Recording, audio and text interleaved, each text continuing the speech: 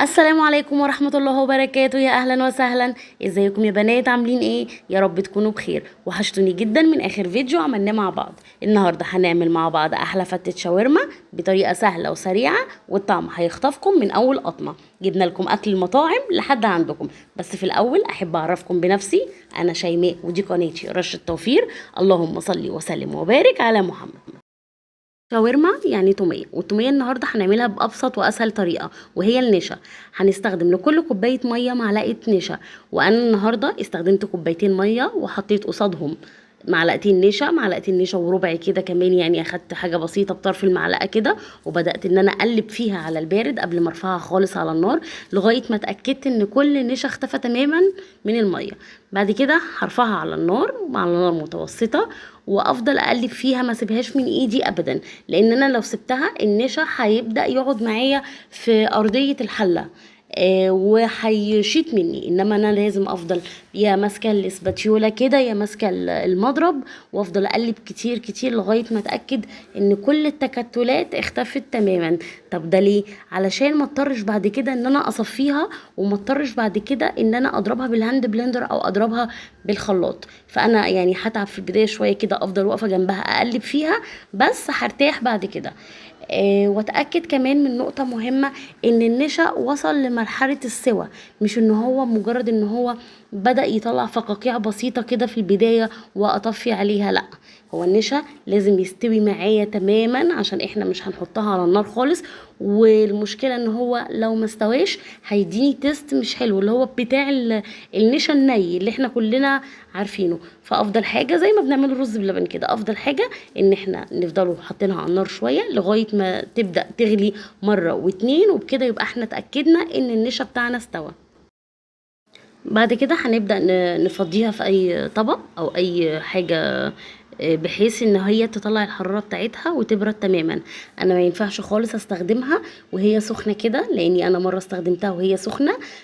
بعد ما ضفت ليها كل حاجة وبدأت ان انا اضربها، للأسف هي طلعت معايا سايلة زي اللبن الحليب بالظبط.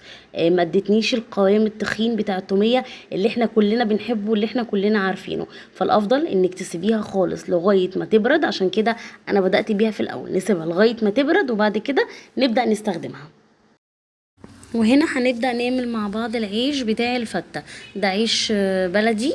بجيبه ببدأ اقطعه شرايح بالمقص كده، وبعد كده مكعبات، وبديله رشة ملح ورشة فلفل رشة كمون، رشة زيت، اي تتبيلة اي بهارات انتي بتفضليها وبتحبيها مفيش اي مشكلة. وحطيها في صينية ودخليها الفرن، هتاخد تحميصة والعيش هيقرمش وهيبقى جميل. بالنسبة لي انا هدخله الاير فراير 10 دقايق، هياخد لون كده من الجنبين، وكده تبقى الدنيا معايا تمام بالنسبة للعيش بتاع الفتة. والناس اللي مش حابة ان هي تشغل مثلا الفرن وعندها ميكروويف، عادي مفيش مشكلة، انت ممكن تحطيه برضو في الميكروويف، هيديكي نفس القرمشة بتاعة العيش، بس اللون هيفضل فاتح زي ما هو. يعني لون العيش في الميكروويف مش هيتغير، بس هيديكي القرمشة ده لو انتوا مستصعبين ان انتوا تشغلوا الفرن مثلا في الحر دوت. فانا كده هي خلاص تمام معايا، وهدخلها الاير فراير. هنا انا كده بدأت ارصها في الاير فراير، وهديها وقتها 10 دقايق، وهفتح عليها في نص الوقت اديها تقليبة. وهنا كده خلاص هي كده اخدت الوقت بتاعها كامل. شايفين لونها حلو ازاي؟ نيجي بقى لاهم حاجة، لتتبيلة الشاورما. معلقتين زبادي، وما كترش عن معلقتين عشان ما تنزلش المية بتاعتها وهي بتستوي. وبعد كده انزل عليها معلقتين زيت، وهتاخد كمان معلقتين بهارات شاورما. دي بتجيب من عند العطار ويلز، قولي له عايزه بهارات ويلز. يعني انا جايبه ب10 جنيه، اخدت منها معلقتين ونص كده تقريبا. هي ويلز بهاراتها جميله بصراحه وممتازه، وبتديني تست حلو في الاكل. وفي حاجه كانت مهمه لازم احطها، اللي هي الطحينه، بس للاسف ما لقيتش عندي في التلاجة طحينه. بس الطحينه بصراحه مهمه في الشاورما، بتدي تيست زي اللي بنجيبوه من المطاعم بالظبط. وبننزل عليهم كمان بمعلقتين خل. واهم حاجه ان الشاورما تكون متقطعه شرايح رفيعه، عشان لما تبدا تنزل معايا في النار ما تاخدش وقت معايا كتير، وما تنزلش الميه بتاعتها فتحسي ان هي مسلوقه. لا، هي الشاورما لازم تكون رفيعه، لازم يكون داخلها خل عشان تستوي معايا بسرعه، تكون منقوعه في التتبيله بتاعتها فتره كافيه برضو عشان تديني تيست حلو في بعد السوا. ولو انا كمان حابه ان انا اتبلها واحطها في الفريزر لاي وقت استخدمها، دي بتبقى حاجه ممتازه جدا وبتديني تيست عالي. بعد كده هبدأ اجهز للرز. نزلت بمعلقتين زيت وعليهم مكعب زبدة على نار متوسطة، واستنى لغاية ما الزبدة تسيح شوية. وبعد كده بجيب من عند العطار بهارات رز بسمتي ويلز. يعني انا بروح للعطار بقول له مثلا اللي هو اللي بيبيع الكيس ب5 جنيه على قد نص كيلو رز، بقول له عايزه كيسين، عايزه 3 اكياس، عايزه 4 اكياس، زي ما انت عايزه. يعني الكيس اللي انا ماسكاه ده هو ده كده ب5 جنيه على قد نص كيلو رز. واهم حاجه ان انا ما غيبهوش على النار، ما حمصوش كتير على النار عشان البهارات ما تتحرقش معايا وما تديش طعم مراره وما تغمقليش كمان الرز. بنزل بالميه، الميه للرز البسمتي بالنسبه لي انا مقدار مظبوط، بحط للكوبايه كوبايه ونص، يعني المقدار مقدار ونص. وهحط كمان نص معلقه ملح، وهحط كمان ورقتين لورا، هتدي معايا برضو تستعالي. الرز البسمتي انا مش بنقعه، انا بغسله على طول وببدأ ان انا استخدمه. هنزل بعد كده بالرز، بسيبه في البداية خالص على نار عالية لغاية ما الرز يبدأ يتشربه. والرز بياخد وقت شوية عبال ما يبدأ يشرب المية، لان كمية المية بتكون اكتر من الرز، فبياخد وقت شوية على النار. فيا بنات بعد كده انا يعني هديله تقليبتين كده وهغطي عليه واسيبه يغلي بقى شوية كده مع نفسه. يعني هو ممكن يكون بياخد له ربع ساعة كده ولا حاجة غليان. وبعد كده هتلاقيه يبدأ خلاص زي ما انتوا شايفين كده، شايفين لونه حلو ازاي، اللون حلو وجميل لاني ما غيبتش البهارات على النار، ما اتحرقتش مني، يا دوبك طلعت ريحتها ونزلت بعد كده بالميه. هنفتح عليه كمان مره كده عشان نشوفوه، هنلاقوه ان هو كده خلاص، هو كده ايه، طالما عمل الاخرام اللي في النص دي كده يبقى هو كده اتشرب الميه بتاعته. وعايز نار هاديه، هعلي عليه النار هيلزق كله في قعر الحله وهيتحرق مني ومش هيديني نتيجه كويسه. اوطي النار وهدي النار عليه وانقله على عين صغيره واسيبه يستوي على مهله. هبدأ بعد كده اجهز للتومية اللي اخدت وقتها خلاص وبردت خالص. ببدأ ان انا اقطعها كده زي ما انتم شايفين، هي مهلبية، هي تعتبر فعلا مهلبية، بردت معايا تماما خالص. وبأكد عليكم تاني ان انا ما استخدمهاش وهي سخنة عشان ما تحلش مني. وبعد كده بنزل عليهم بمعلقتين مايونيز، مش اكتر من كده يعني، عشان لو في ناس ما بيحبش طعم المايونيز. وهديهم ضربة كده ايه بالهاند بلندر. تومية بتاخد معايا كمان معلقة زيت، بتاخد معايا معلقتين خل، بتاخد معايا معلقة زبادي. ولو حسيت ان هي لسه تخينة هديها شوية لبن. فانا كده حطيت الخل، وهاخد دي بقيه علبه الزبادي اللي هي كانت للشاورما، اخدت معلقتين للشاورما وادي معلقه دلوقتي اهو للتوميه. وهبدا ان انا اضرب واشوف القوام بتاعها وصل معايا لايه. حسيتها ان هي تقيله معايا شويه، هخفها بمعلقتين 3 لبن، مش اكتر من كده. تمام، انا فعلا ده اللي حصل معايا، حسيتها ان هي تخينه علشان هي لسه هتتخن تاني لما تتحط في التلاجة. يعني التوميه بقى هتبدا المهلبيه اللي هي الميه والنشا هيبداوا يمسكوا لما احطهم في التلاجة. فهتكون جامده. لا، وانا عايزاها يكون ملمسها ناعم وطري.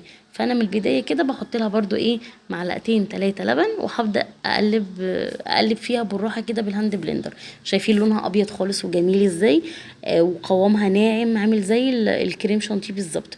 والله يا بنات احسن مليون مره من بتاعه البطاطس. انا عملت بتاعه البطاطس دي قبل كده وعقدتني وما كانتش حلوه خالص خالص، والله العظيم ما كانت حلوه واتبهدلت في عمايلها. والبطاطس لازم يكون بيوريه وناعم جدا وحوارات يعني. فانا بصراحه خلاص انا بقيت اعتمد الطريقه بتاعه التوميه اللي بالنشا. يعني ماما ربنا يديها الصحه هي اللي ايه اللي علمتها لي.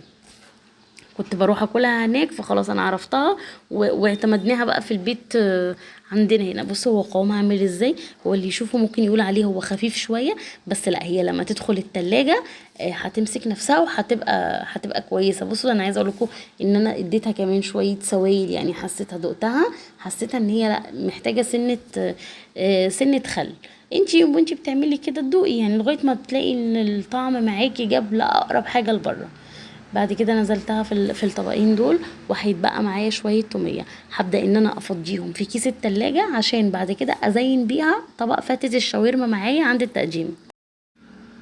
وهنا كنت قطعت الطماطم والبصل والفلفل للشاورما.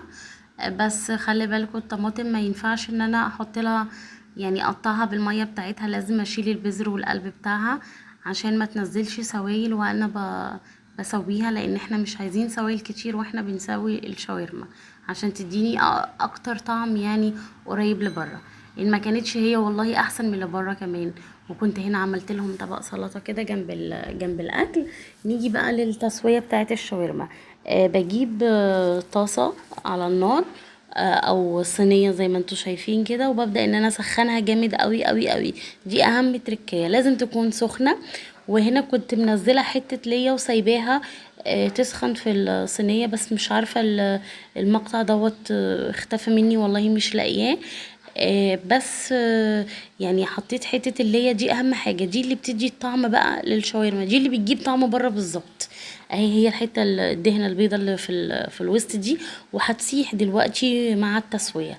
اهم حاجه الصينيه زي ما قلت تكون سخنه قوي، وانزل بالليه لدرجه ان هي تقعد تعمل طشطشه جامده قوي كده، وبتطلع دخنه. وافضل اقلب فيها من غير اي سوائل، هي هتنزل شوية المية بتوعها وهتشربهم كمان. اول حاجة في الخضار هننزل بيه البصل، لان البصل بياخد شوية تسوية. البصل ما بيستويش بسرعة ولا بيتهري بسرعة زي الطماطم وزي الفلفل. بعد كده دلوقتي دوت اهو الفلفل الاخضر، وبعد كده هنزل الفلفل الاحمر. اخر حاجة خالص كانت طماطمايه صغيرة بس، زي ما قلتلكوا شايلة منها البذر، ومقطعاها برضو، بس بخليها في الاخر عشان انا مش عايزة انزل سوائل. شايفين الصينية ما فيهاش سوائل كتير، اللي هو الطبيعي العادي بتاع التسوية يعني، ما فيهاش ميه ياما تحت. لو كنت زي ما قلت لكم في البداية حطيت زبادي كتير، كان تحت في الصوص ده نازل سوائل ياما وميه ياما من الزبادي. الطحينة بتدي تست عالي، وبتربط لي القوام بقى. بتوديها بصراحة في حتة تانية فعلا زي ما بيقولوا يعني. بس كانت جميلة برضو، ما كانتش وحشة. بس هسيبها بقى على النار كده 5 دقايق بالكتير، مش هغيبها على النار علشان الخضار ما يتهرش مني. لا، انا عايزه اللي فيه القرمشه والتسكيره بتاعت الفلفل الرومي الاحمر. ما كانش عندي اصفر والله، انا عندي في الفريزر بس متقطع لمكعبات، والشاورما كانت عايزه تقطيعه شرايح كده. هي خلاص كده، انا فاضلي حاجات بسيطة خالص وهطفي عليها النار، وهبدأ بقى ان انا اغرفها. وفي الاخر خالص بديها رشة صغيرة خالص من البقدونس. وشايفين اللية هو مفيش ليا اصلا، هي خلاص دابت مع الاكل وساحت من الحرارة، يعني ساحت من السخونية. شايفين الرز مفلفل ازاي وكويس ازاي. ما بحبش احط يعني كوباية رز كوبايتين مية، بيعجن وبيبقى طري قوي. شايفين اللون بتاعه اصفر جامد برضو، لاني ما حمصتهوش زيادة عن اللزوم. والبهارات دي جميلة، بستغنى عنها عن الكركم بصراحة. يعني قبل البهارات دي كنا احنا اللي بنعمل الخلطة دي في البيت. كركم بقى ولومي ولورا والقرفة العيدان والكلام ده كله. انما من بعد الخلطة دي بصراحة بقيت اجيب الكيس بس كده كبه كده على بعضه، وعليها ورقتين لوري وخلاص كده. هنا خلاص بصوا الغرف بقى، عشان هي فتة زي الفتة المصري بتاعتنا، هي فتة سوري. بنبدأ نحط بقى الرز تحت، ونرص عليها بعد كده الشاورما من فوق. وبعد كده هنحط بقى في الجناب العيش كده، علشان اللي ياكل بالمعلقة ياخد ايه، شوية رز مع شوية عيش مع حتة لحمة مع شوية خضار. حبة تومية كده يعني. والحمد لله والله كانت اكلة جميلة وكانت لذيذة، وما اعتقدش ما فيش حد في مصر مع عياله ما بيحبوش فتة الشاورما او الشاورما عموما، سواء كانت فتة او كانت سندوتشات. وهنا بنتي بقى كانت واقفة من الصبرة يعني، وايديها كل شوية راحة جاية راحة جاية. بصوا دول شوية التومية اللي اتبقوا معايا في الشفشق اللي انا كنت بضرب فيه، وقلت لكم هفضيه في كيس تلاجة. ده كيس تلاجة عادي خالص اللي انا بخزن فيه الصلصة والحاجات في الفريزر. بحط فيه بقية التومية وبخرمه كده بالمقص، بقصه حتة صغيرة بالمقص، وببدأ كده حركات كده ايه يعني. مش حارمينكم من حاجة للولاد يعني، هو اديكوا قاعدين بتاكلوا في المطاعم يعني. جبنا لكم زي ما قلت لكم اكل المطاعم في البيت لحد عندكم. بس وده كان يومنا النهارده يعني. بصوا انا بوريكم التوميه، بصوا مسكت ازاي، بصوا شايفينها مسكت ازاي. يعني هي كانت ممكن تكون محتاجه كمان معلقتين مي، معلقتين لبن، علشان قوامها كمان يخف شويه. بس وده كان اكلنا النهارده. اتمنى ان الفيديو يكون كان خفيف عليكم، واستنوني في فيديو جديد مع شيماء في رش التوفير. مع السلامه.